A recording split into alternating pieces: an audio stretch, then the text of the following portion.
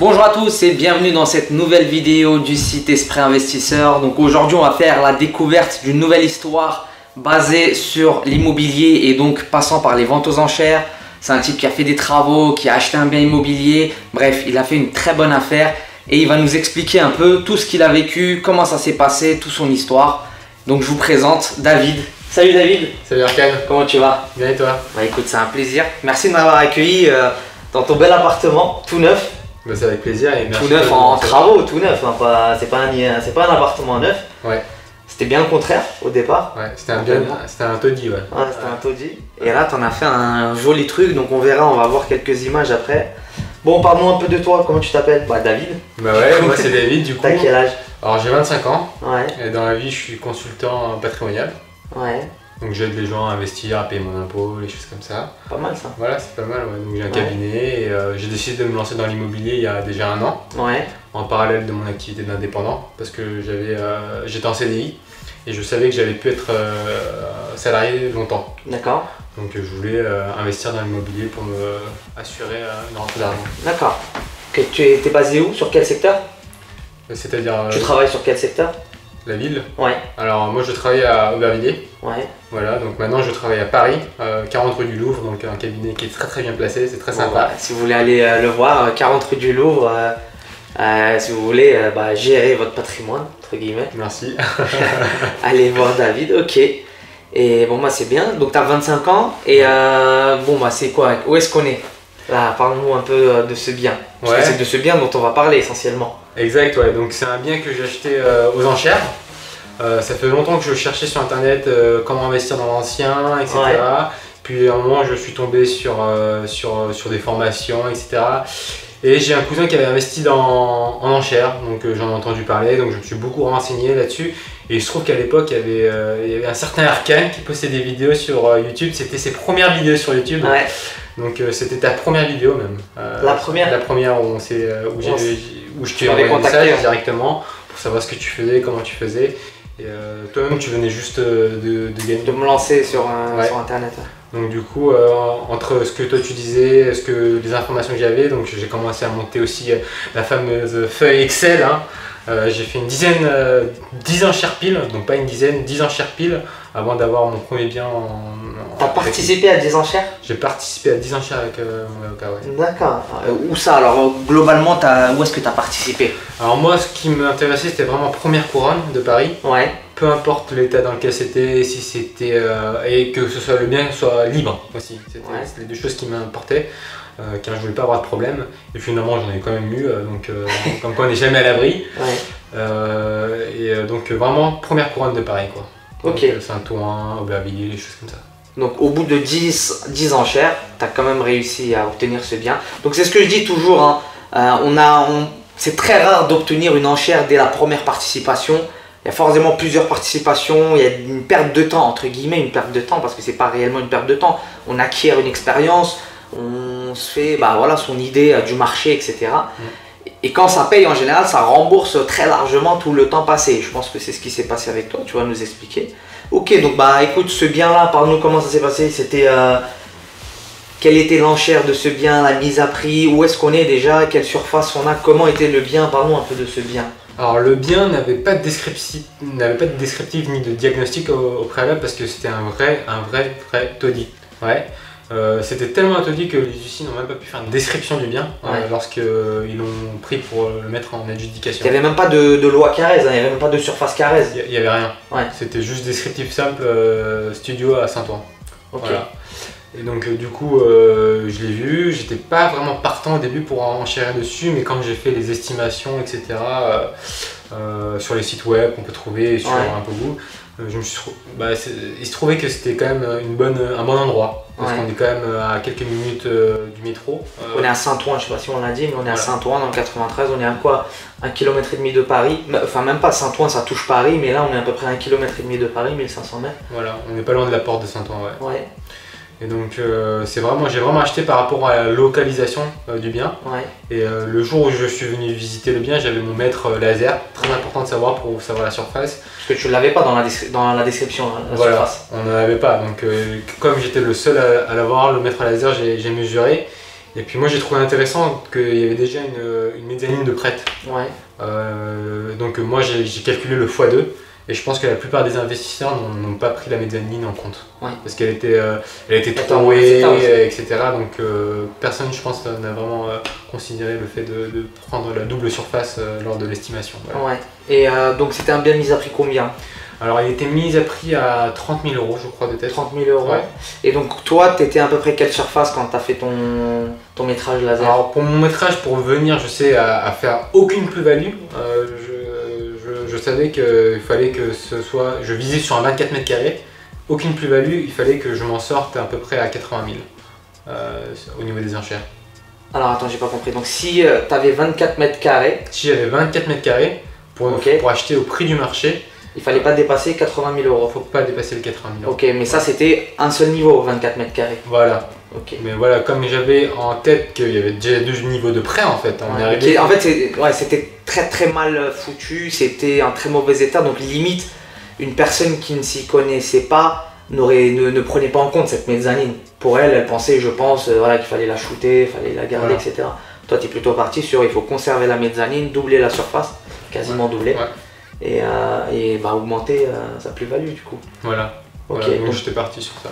ok, donc, donc toi, tu es parti sur l'optique d'avoir une quarantaine de mètres carrés. Voilà, 40 mètres carrés, ouais. Ouais, c'est ça. Ouais.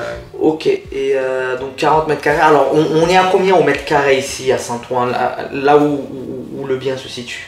Alors là où le bien se situe, on est à peu près à 4 500 du mètre carré. 4 500 € du mètre carré. Voilà, si pour un bien normal. Pour un bien normal. Donc pour un bien, alors donc si on prenait 24 mètres carrés, 4600, 4500 du mètre carré, donc ça fait 90 000, ouais, ça fait 130 000, 140 000 € à peu près en valeur intrinsèque une fois rénové, si on partait sur 24. Exact. Quand tu doubles, bah forcément le prix en théorie double, mais double pas vraiment parce que du coup tu as des hauteurs un peu plus réduites, donc il faut appliquer un abattement, donc c'est ce que tu as fait. Voilà. Et donc si on partait sur un principe que tu avais 24 mètres carrés, le bien valait 130 140 000 €, Voilà, grosso modo. exact. Ok, à combien tu as eu le bien? Alors le bien, je l'ai eu adjugé à 184 000 €. 84 000 €. 84 000 €. J'ai eu le bien adjugé à 84 000 €. 84. Et ensuite, il y a eu tout ce qui est les frais d'avocat. Ouais. Et donc ça te revient combien hors travaux à l'acquisition? Hors travaux, on était à 98 000 € à peu près. Tout compris, donc émolument, droit d'enregistrement, frais d'avocat, 98 000 €. Voilà. Ok. Donc 98 000 € pour 24 mètres carrés visuel. Visuel, voilà. Visuellement 24 mètres carrés. Ouais. On était loin d'avoir quelque chose. J'arrivais à me projeter dedans, mais quand je l'ai acheté, bien sûr, j'en parle autour de ma famille. Et les proches, ils disaient, mais qu'est-ce que tu achètes, qu'est-ce que tu fais, quoi. Ouais. Et maintenant que c'est transformé, ils ont une vision autre, mais on est parti de loin quand même. Et comment, du coup, toi, tu as géré cet aspect familial qui est... Alors, globalement, il y a pas mal de jeunes, etc. aussi qui me suivent. Et bref, on a tous fait cette première opération où la famille a un œil un peu parfois critique, parfois compréhensif. Mais toi, comment tu as géré ça? Alors, ouais, le regard des autres, surtout le regard de la famille, moi je le gère depuis il y a assez longtemps parce qu'en fait, là, je suis déjà à ma 6e entreprise. Et donc j'ai connu pas mal d'échecs et le regard de la famille, le regard de la société, ça a déjà beaucoup joué dans mes calculs auparavant et j'ai su ne pas en prendre en compte quand c'était négatif et aussi écouter quand il fallait écouter. Et des fois j'ai fait ma tête de mule alors que j'aurais dû écouter, donc maintenant je sais tirer le bon de chaque chose, quoi, de chaque conseil, ce qu'il faut écouter et ce qu'il faut pas écouter. Et, je fais la part des choses, quoi. Au final, de toute façon, c'est ceux qui sont dans l'action qui ont toujours raison. Ouais. C'est clair. Ok, donc une fois que tu as acheté le bien, qu'est-ce qui s'est passé? Alors comment tu as géré le bien parce qu'il n'était pas occupé celui-là, c'est ça? Alors c'était un bien libre, par contre moi je suis toujours un peu frileux au niveau de la législation. Ouais. Et donc même si c'était un bien libre, il fallait le faire constater, etc. Pour faire venir quelqu'un. Donc j'ai contacté plusieurs études de notaire pour faire venir quelqu'un et comme le bien était libre, le notaire disait bah c'était pas à eux d'intervenir. Ouais. Donc j'ai échangé beaucoup avec mon avocat là-dessus, qui me dit si tu veux vraiment faire dans la normalité, il faut vraiment contacter un notaire, venir, etc. Et aucune étude ne voulait le faire parce qu'ils se renvoyaient la balle entre l'avocat et le notaire. D'accord. Donc j'ai attendu, j'ai eu beaucoup d'échanges d'études et de mon cabinet. Et au final j'ai dit mais le bien est libre, techniquement si je viens et que j'ouvre la porte et que j'y vais, est-ce que je est-ce que je suis dans le tort? Il m'a dit si c'est libre, non. Alors comme je savais que c'était un taudis, que personne ne pouvait l'occuper parce que c'était un état non occupable, il n'y avait pas d'eau, il n'y avait pas d'électricité, bon, bah, je savais qu'il allait être libre même si 6 mois on se sont écoulés. Mais de toute façon, tu avais un cahier des charges quand tu as acheté. Et dans un cahier des charges, il y a toujours un constat d'huissier. Il était stipulé dans ce constat que le bien était libre. Donc bon, c'est pas grave, tu as appris tout ça, mais en réalité, tu n'avais pas besoin de faire cette démarche. Puisque tu achètes dans l'état avec les pièces jointes qui sont constituées de PV descriptif de l'huissier, d'un diagnostic, bon là il n'était pas complet mais il y avait un diagnostic, etc. Donc c'est des éléments. Même s'il n'y avait pas, au moins il y avait un PV descriptif de l'huissier, s'il est stipulé qu'il est libre, c'est noir sur blanc, donc il n'y avait pas de problème. Mais moi c'est pas grave, au moins j'ai appris du coup. T'as appris de cette chose. Voilà, donc au dernier moment quand je l'ai appelé, qu'il m'a dit bah vas-y. Il t'a dit vas-y, c'est bon. Voilà, donc je suis arrivé, j'ai fait estimer, enfin j'ai déjà vidé un premier coup, puis après je t'ai appelé vis-à-vis des travaux, etc. Et donc, tu as récupéré le bien, tu as récupéré un taudis dont on a vu les photos juste avant. Qu'est-ce que tu as fait par la suite? Qu'est-ce que j'ai fait par la suite? Alors, dès que j'ai récupéré le bien, j'ai contacté des artisans pour faire les travaux dans mon entourage parce qu'il y a beaucoup de bouche à oreille dans ce genre de choses-là. Et puis, il se trouve que, coïncidence ou pas, c'est que j'avais arrêté de te suivre un peu sur les réseaux, de temps en temps je regardais tes vidéos, mais c'était tout. Et puis, tu avais posté quelque chose sur ta page Facebook disant que tu venais de finir les travaux d'un chantier et que si jamais on avait besoin de toi pour des travaux, on pouvait te contacter. Et je me suis dit, bah pourquoi pas. Donc, je t'ai fait venir, on a fait estimer le montant des travaux, quoi, avec tous les demandes que j'avais. Ouais. Et donc, à combien tu as estimé les travaux Erkan? Erkan m'a estimé les travaux à 41 000 à peu près. 41 000 euros, ok. Donc on avait 24 mètres carrés finis, on devait être en théorie à peu près à 40 et quelques, je sais plus exactement, 46, 47. Voilà, 46 mètres carrés en loi boutin, et puis en 1 carré on est quand même à 54 mètres carrés au final. Ouais, c'est ça. 53 ok. 53 mètres carrés à peu près. Ok, donc combien de temps ont duré les travaux à peu près? Les travaux ont commencé début janvier, et ils ont fini fin février. Ouais, c'est ça. Fin février, donc 2 mois. Ouais, 7 semaines. 7 semaines, de mémoire. Ils ont duré 7 semaines, Donc il y a quoi comme travaux qui ont été faits? Je te pose, tu dois bien le savoir. Globalement pour Ouais, carrément. Tu veux le dire? Ouais, vas-y. On a tout refait, tout simplement. Donc on a fait les sols, les murs, on a mis, comment ça s'appelle ça, de l'isolement. De l'isolant. Voilà, de l'isolant pour les murs. On a fait la cuisine, on a fait la salle de bain. On a fait l'électricité, toute la plomberie. La plomberie, la peinture, tout ce qui vient après, quoi. On avait tout cassé, donc on est parti à zéro. Même les fenêtres et même la porte d'entrée a été changée, c'était vraiment... Et oui, et la mezzanine qui a été refaite quasiment à neuf, parce qu'elle a été entièrement restructurée, renforcée. Et le plancher a été créé, c'est vrai qu'on a que tout a été refait. C'est vrai que le résultat est assez bluffant, quoi. C'est vrai que ok, donc on a dit 98 000 euros achat, coût de revient d'achat. Voilà. Plus les travaux, 41 000 euros. Voilà. Ça te fait un coût de revient à 140 000 euros, c'est ça? 140 000 euros, puis un peu, on n'est pas loin 3-4 000 de meubles aussi. Ouais, le meublé. Voilà. Parce que du coup, donc ça on va y revenir juste après, ce que tu vas en faire maintenant. Et donc 140 000 euros, quoi, grosso modo. Voilà. Coût de revient du bien de l'immobilier. 140. Ok, tu l'as fait estimer, tu as une idée de combien ça vaut aujourd'hui? Parce que du coup maintenant il y a 46 lois Carrez, c'est ça? Ouais, voilà, donc 53 en loi Carrez à peu près, pardon, 46 en loi Boutin. On a fait estimer, on doit être dans les alentours en valeur de revente à 210 220 000. 210 220 000, donc c'est à faire les agents, etc. Et c'est eux, conformément au bien, etc. Ils ont fait 210 220 000. C'est ce qu'ils t'ont annoncé. Donc c'est ça, en fait, tu t'es à peu près 4 000 euros du mètre carré, quoi, c'est ça?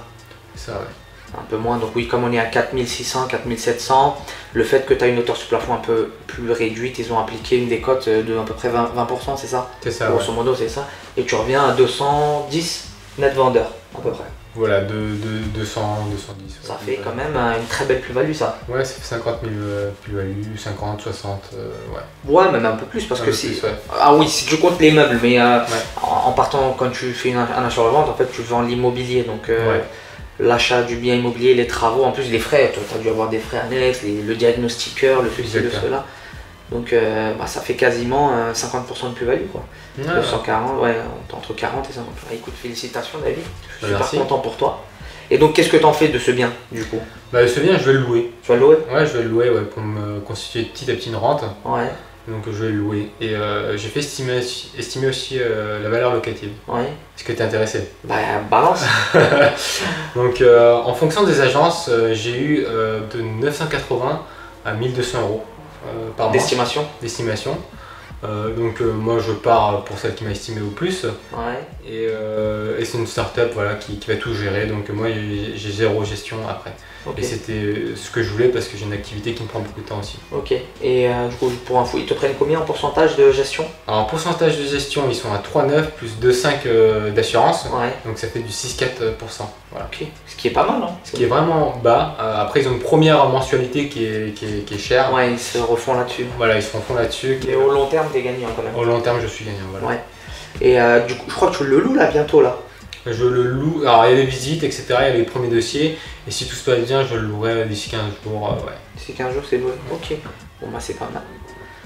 Ok. Bah, écoute, qu'est-ce que tu retiens du coup de cette expérience? Parce que c'est quand même un projet lourd pour un premier investissement. T'as fait. T'as pris quand même un taudis que t'as transformé en un superbe appartement. Ouais. T'en retiens quoi de cette expérience? En tant que jeune débutant en immobilier, parce que bon, tu as déjà fait des business, mais dans l'immobilier, c'était ta première opération et c'est pas une petite opération quoi. Déjà connaître, apprendre.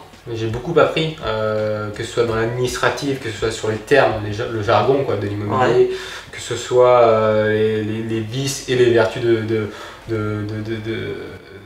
l'immobilier quoi. Ouais. J'ai beaucoup appris tout ça.